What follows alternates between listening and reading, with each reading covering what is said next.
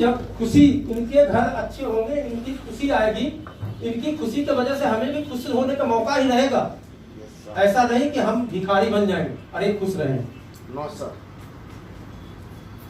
मगर ज्यादातर आज की प्रक्रिया क्या है, आज जो काम करने के क्रम में है, आज लोग थोड़ा मायूस हो जाते हैं। एसडी के नीचे एसडी बन गया तो मायूस, आरडी के नीचे आरडी बन गया तो मायूस। अरे बन गया, अब मेरा क्या होगा? वही वाली बात है, कहता अब मेरा तेरा क्या होगा कालिया। तो उस तरीके के उनके चेहरे पे इंप्रेशन आ जाता है, अब मेरा क्या होगा? कुछ नहीं होगा, अपनी सही कर्म के तो करते चलो। क्या होगा? जबकि आपको उस जगह पे खुश होना चाहिए। जिस जगह पे खुश होना चाहिए उस जगह पे आप मायूस हो रहे हो। मायूस होने से कोई फायदा नहीं, खुश हो। क्योंकि हमने जिस दिन लेके आया था उस व्यक्ति को, उस डाउनलाइन को, तो मैंने उसको बोला था कि तुम्हें कामयाब करेंगे, और उसकी जब उसकी कामयाबी की ओर लेके जाते हैं तो हमें खुशी होनी चाहिए, बजाय कि हमें दुखी या परेशान होना चाहिए। क्योंकि जब आप खुश रहेंगे तो आपको वो खुशी आगे कहीं ना कहीं आपको मिलेगा। मगर ज्यादातर आज की जो मतलब ट्रेंड चल रहा है, आज ज्यादातर लोग खुश होने के बजाय परेशान हो जाते हैं। क्षण भर के लिए में, क्षण भर में लगता है पैसे, यार कोई बात नहीं, दूसरे मूविंग करने के लिए ये सोचो, खुश होने के लिए भी आपके जरिए तो होने चाहिए। हम इसलिए उस समय खुश होते थे कि चलो एक लाइन बन गया, क्योंकि मैं यहाँ आरडी बनने तो आया ही नहीं था। सबसे बड़ी वजह क्या है कि आज जो हमें पहला मैंने फर्स्ट स्टेप पे जो हम सपने देखते हैं, अक्सर ज्यादातर वो फर्स्ट स्टेप ही में रह जाता है। जबकि बिजनेस ऐसा नहीं कहता है। यहाँ जितने भी लोग बैठे होंगे ये सबने फर्स्ट स्टेप का सपने देखा होगा जब आपने काम करने आया होगा, चाहे वो मोटिवेट से करे, समझ के करे, जैसे भी किए होंगे, मगर पहला सपना सबको यही बना होगा कि हमें इसमें काम करते हुए फटाफट आरडी बन जाना है, पहला सपना। मगर ये कब के लिए? एक वो गेस्ट जो कहते हैं या सेल कहते हैं, उस जगह की बात की है। जब हम इस बिजनेस को धीरे धीरे करने लगते हैं तो हमें उनकी सपने को भी बढ़ाना चाहिए, बड़ा करना चाहिए कि भाई यहां तू आरडी बनने नहीं आया है। आरडी लेवल पर बहुत अच्छे पैसे नहीं कमाया जा सकता है। अच्छे गैलवे का कोई भी फंक्शन, गैलवे की कोई भी कामयाबी बिना राजू के अधूरी है दोस्तों। राजू हमारे वो डिस्ट्रीब्यूटर हैं जिन्होंने जनार्दन के साथ बिहार में शुरुआत की थी, और आज जितनी भी टीम यहां बैठी हुई है, आप सब राजू सर की डाउनलाइन में आते हैं। मैं अगर राजू की बात करना शुरू करूंगा तो आज का पूरा दिन खत्म हो जाएगा। इतनी बात कर सकता हूं राजू को लेके, चाहे वो इंसानियत की बात हो, किसी की मदद करने की बात हो, हर परेशानी को पॉजिटिव देखने की बात हो। मैंने अपने जीवन में राजू से ज्यादा पॉजिटिव आदमी नहीं देखा। जोरदार तालियां राजू के लिए दो। ठीक है, लेकिन एक घटना मेरे जीवन की आपको 2 मिनट सुनाना चाहूंगा। सुनना चाहेंगे आप? इजाजत है सबको? दोस्तों, नॉर्मली हम लोग अपने घर में परिवार के साथ रहते हैं। माँ शेरावाली की कृपा से मेरी शादी हुई, मेरे 2 प्यारे प्यारे बच्चे हैं। मैं घर में साथ रहता हूँ, मेरी मम्मी साथ में रहती है, हम सारे एक साथ रहते हैं वहां पे। एक दिन की रात की घटना है दोस्तों, सामान्य देखा जाए तो सामान्य है, बट एक बड़ा मंच है, लगा आपके साथ मुझे शेयर करना चाहिए। रात के समय जब मैं उठा तो मैंने देखा मेरी पत्नी और मेरे बच्चे मेरे साथ सोए हुए हैं। उठने के बाद मैं बाहर निकला, कुछ काम था, लेकिन वापस आया तो पता नहीं मेरी छोटी बेटी थोड़ी चुलबुली ज्यादा है, तो वहां पर ना मैंने ये महसूस किया कि वो सो रही है ना, तो उसके चेहरे में बड़ी प्यारी सी मुस्कुराहट है, और वो जो दिन में हरकतें करती है वो अचानक मुझे याद आ गया, तो चेहरे पे हंसी आ गई। मैंने महसूस किया कि उस वक्त मेरा परिवार कितने सुकून और कितने चैन से सोया हुआ है। मेरी पत्नी भी चैन से सोई हुई है, मेरे दोनों बच्चे भी, मेरी दोनों बिटिया बहुत चैन से सोई हुई है। 1 मिनट के बाद ही मेरा मन बदल गया जब मैंने उसके ठीक बगल की जगह देखी जहां पर मैं सोता हूं। देखा मैंने वहां पर मैं नहीं हूं। अचानक एक ख्याल आया,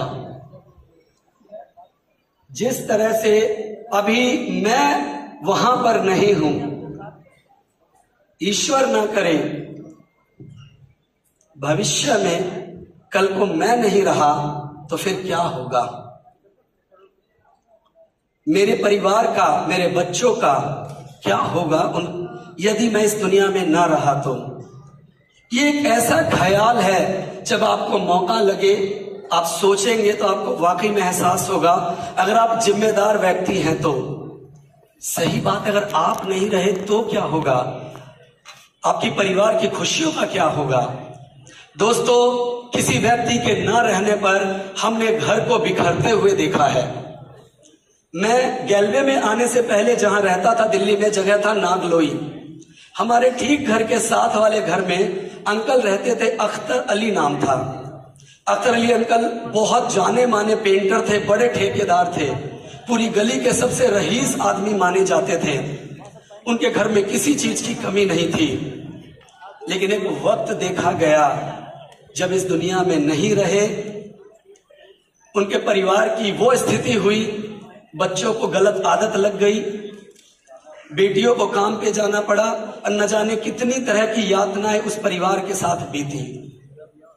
एक घटना सत्य है, किसी के जाने पर हम उसकी कमी को पूरा नहीं कर सकते हैं, लेकिन कुछ ना कुछ ऐसी व्यवस्था जरूर करनी चाहिए जीवन में कि यदि आप नहीं रहे तो आपकी कमी आपका परिवार तो महसूस करे और वो जिंदगी भर करेगा, लेकिन आपके रहते जिस तरह से वो जिंदगी जी रहे हैं, जिस तरह से उनका जीवन चल रहा है, उस प्रकार से चल सके। क्या ऐसा कर सकते हैं हम?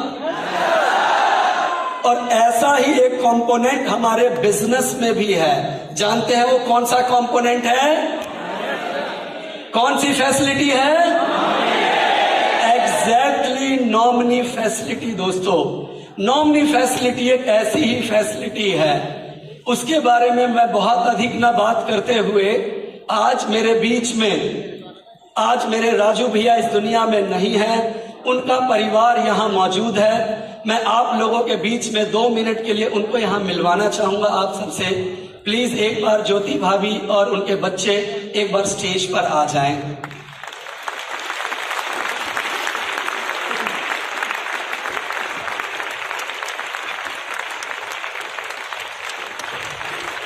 आज राजू भैया नहीं है, लेकिन आज उनका परिवार हमारे बीच में, आइए उनसे मिलते हैं। वो शख्स जो ग्लेस कंपनी को दिल्ली से बिहार तक लेकर गया था, जनार्दन भैया के साथ जिसने कंधे से कंधा मिलाकर बोला था कि भैया ये कंपनी पूरे भारत में नहीं पूरी दुनिया में जाएगी, और उसका प्रमाण आज ये 20वीं वर्षगांठ है।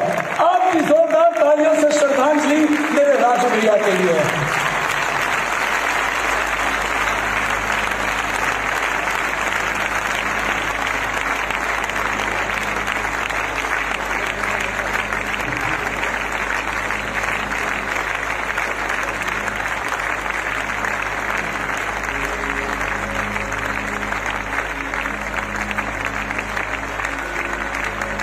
आज हमारी संवेदनाएं राजू भैया के परिवार और बच्चों के साथ है।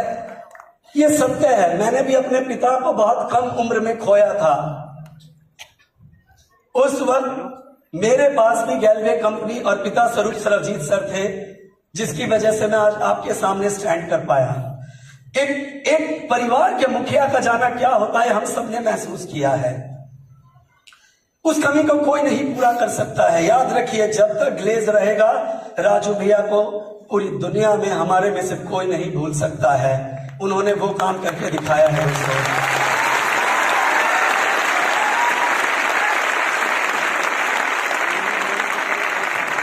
लेकिन आज मैं अभी आपके बीच में बताने आया। कोरोना महामारी थी, हमारे बहुत सगे संबंधी अपने चले गए, उसमें मेरे राजू भैया भी चले गए। लेकिन आखिर व्यक्ति की कमी कोई पूरा नहीं कर सकता है। मैंने बोला शायद कल को मैं भी चला जाऊं, नहीं मालूम हमें। लेकिन उसके बावजूद ग्लेज में एक कंपोनेंट नॉमिनी फैसिलिटी की वजह से क्या होता है आज मैं आपको बताना चाहता हूं। उसके लिए मंच पे आमंत्रित करना चाहूंगा सम्मान के साथ सरबजीत सर और संजीव सर को। प्लीज एक बार सरबजीत सर और संजीव सर आए। प्लीज संजीव सर को मैसेज पहुंचाए। अभी आपने साहेब के पापा से भी मिले थे थोड़ी देर पहले। साहेब नहीं है लेकिन उनके पापा आज हमारे बीच में उदाहरण हैं।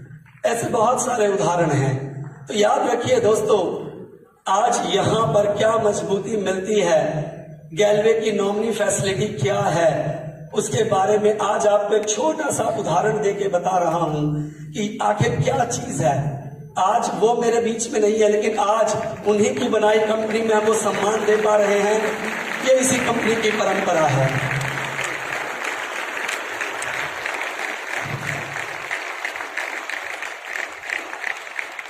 संवेदनाएं हैं, रहेंगी, लेकिन बात एक नॉमिनी फैसिलिटी की हो रही थी। तो खाली आपके बीच में दर्शाना चाहूंगा, कुछ समय पहले मेरे राजू भैया हमारे बीच में नहीं रहे, लेकिन उसके बाद नॉमिनी फैसिलिटी की वजह से आज जो आप मेहनत करते हैं, अपलाइन आपको बताती है कल को नहीं रहेंगे तो नॉमिनी फैसिलिटी से क्या होगा। चंद कुछ समय के अंदर कोविड के दौरान राजू भैया के आखिर उनका क्या इंसेंटिव रहा, चेक आपके बीच में लाके मैं दिखाना चाहता हूं। एक बार सर के बीच में वो चेक पूरे परिवार को समर्पित करना चाहता हूं। चेक लेके आया जाए, आयुष साथ में आऊंगा। 96,31,990 रुपए का चेक मेरे राजू भैया के जाने के बाद नॉमिनी फैसिलिटी की वजह से बना है। यहाँ पर जो आज हमारा परिवार यहाँ पर है, हम कहीं ना कहीं साथ में तो है, हमेशा रहेंगे, लेकिन ये चीज कहीं ना कहीं परिवार को एक मजबूती देता है। ये चीज उनकी मतलब नॉमिनी फैसिलिटी की वजह से परिवार को समर्पित है। जोरदार तालियों से श्रद्धांजलि देते हैं राजू भैया को।